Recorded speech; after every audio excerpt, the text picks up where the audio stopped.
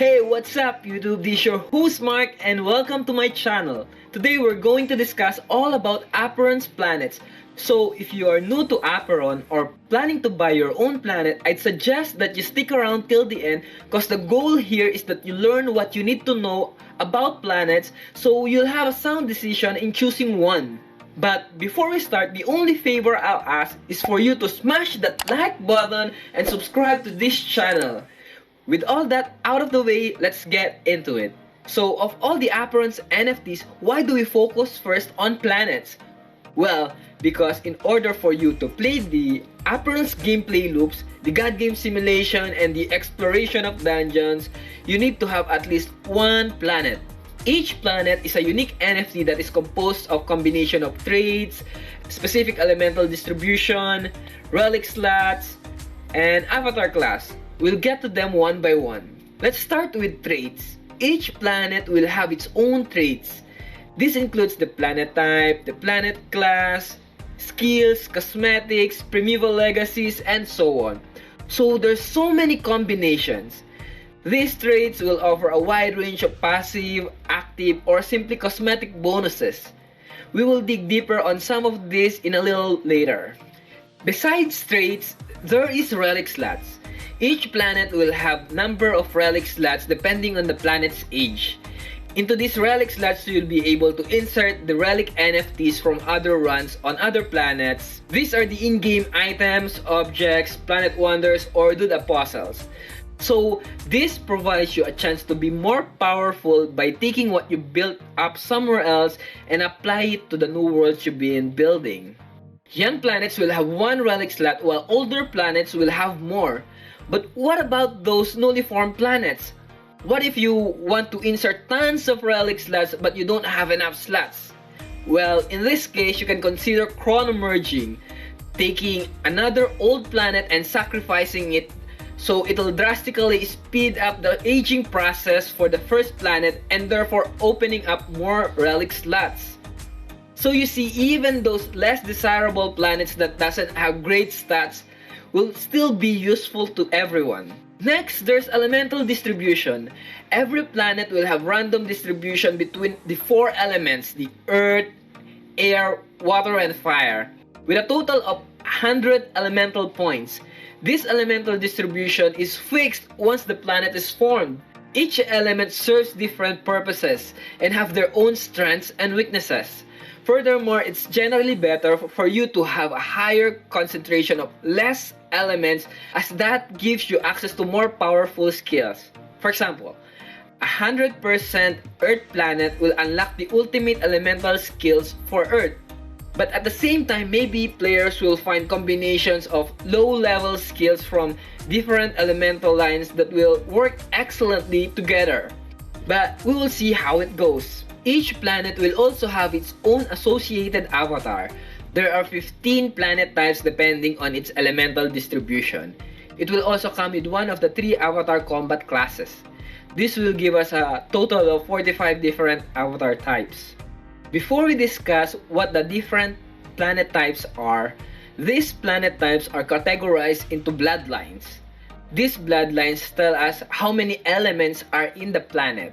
So there are 4 bloodlines: the pure element, the duo element, the tri-element, and the quad element. For pure elements, we have Inferno for pure fire, Leviathan for water, Tempest for air, and Gigas for earth.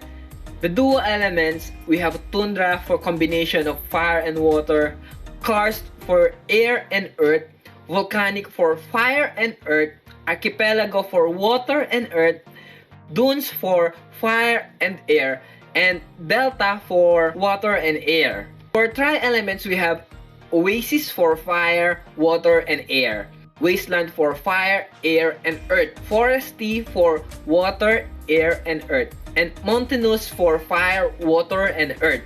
Finally, we have quad elements which have all the 4 elements: fire, water, air, earth, which we call them the normal planets. Each of the planet types will also have one of the 3 avatar combat classes: the Fury, the Fate, or the Wisdom.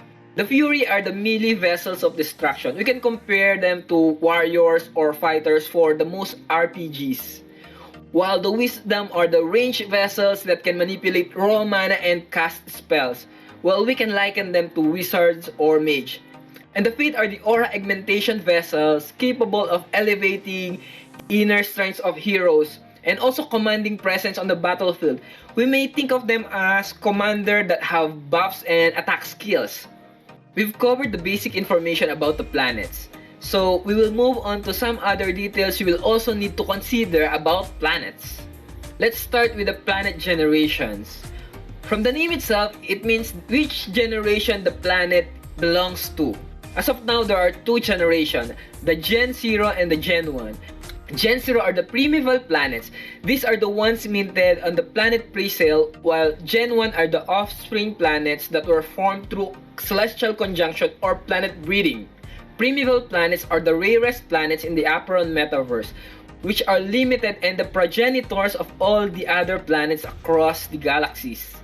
There are some benefits of having primeval planets than of a Gen 1 planets, like you are eligible for OG airdrop events, primeval planet holder channel in the Discord, access to a biogenesis event, primeval celestial conjunction or planet breeding, and Apeiron's game beta test.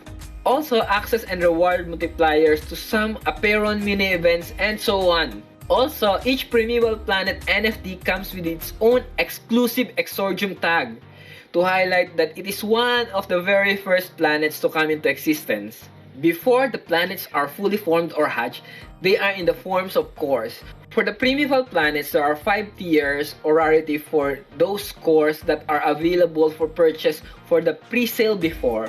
The primal, the divine, the arcane, mythic, and elemental. These tiers have different price points and different chances to hatch planets of different bloodlines.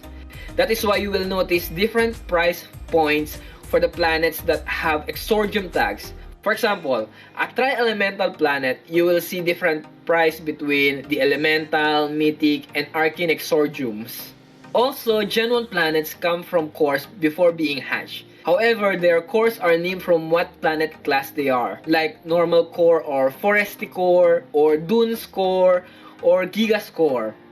Next thing that is also important is the breed count or the conjunction count. Each planet can only be bred 3 times, so take note of the breed count of the planet that you will buy. Because if you plan to breed it, remember that as the breed count goes up, the more cost for materials you will need to perform the breeding. Another thing you might want to check is the primeval legacy. So what does a primeval legacy trait do? They help you to make your new planet consistent with the elemental distribution by setting a minimum threshold for the dominant element when activated. For example, you will breed 2 planets and one parent have the deep sea trait, which have 75% water primeval legacy. So the offspring will have minimum of 75% water element. This will be helpful when you are trying to go up the bloodline tier. So, as a quick recap, here are the items that you might want to consider in choosing your planet. Its elemental distribution, the bloodline, its generation, the planet class and planet type, exordium if any, breed count, and even primeval legacy. So, that's all for today about planets. If you have more questions, just please drop it down in the comments below and I will try to answer them. Or if you need help in choosing planets, find me in the Discord server and I will also try to help you. I will drop the link below. Alrighty, thanks for watching and I'll see you on the next one.